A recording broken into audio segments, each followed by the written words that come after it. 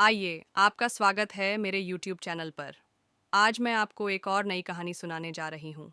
गांव में मगर नाम का एक चोर था, लेकिन उसके चोरी करने के तरीके इतने बेवकूफ़ी भरे थे कि गांव वाले उसे चोर कम, जोकर ज़्यादा समझते थे। वह जब भी चोरी करने जाता, कुछ न कुछ गड़बड़ कर बैठता। कभी चोरों की जगह पुलिस चौकी में घुस जाता, तो कभी किसी की बकरी को कंधे पर उठाकर भागता और रास्ते में बकरी ही उसे टक्कर मारकर गिरा देती। एक दिन गांव के सेठ और कुछ लोग चबूतरे पर बैठे थे। मगर वहां पहुंचा और बोला, अब की बार ऐसी चोरी करूंगा कि दुनिया याद रखेगी।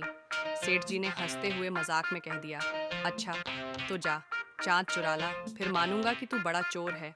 मगर को यह बात सीरियस लग गई। उसने सोचा, सेठ जी सही कह रहे हैं, मुझे छोटी मोटी चीजें छोड़कर कुछ बड़ा चुराना चाहिए। रात को मगर छत पर चढ़ गया। उसके पास एक लंबी रस्सी थी। उसने रस्सी हवा में उछाली, लेकिन रस्सी हमेशा नीचे गिर जाती। उसने कई बार कोशिश की, पर चांद हाथ नहीं आया।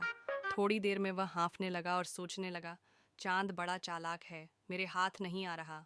फिर उसने एक बाल्टी में पानी भरा और उसमें चांद का अक्स देखा। मगर खुशी से उछल पड़ा, अरे वाह, चांद तो मेरी बाल्टी में आ गया। वह उछलता कूदता बाल्टी लेकर गांव में घूमने लगा। देखो देखो, मैंने चांद चुरा लिया। गांव वाले हंस हंस कर लोटपोट हो गए। बच्चे उसके पीछे दौड़ने लगे। अरे मगर चाचा, चांद तो अभी भी आसमान में है। मगर बोला, अरे मूर्खों, जो दिख रहा है वो नकली चांद है, असली तो मेरी बाल्टी में है। पर जैसे ही मगर ने जोर से हंसते हुए बाल्टी हिलाई, पानी हिल गया और चांद का अक्स गायब।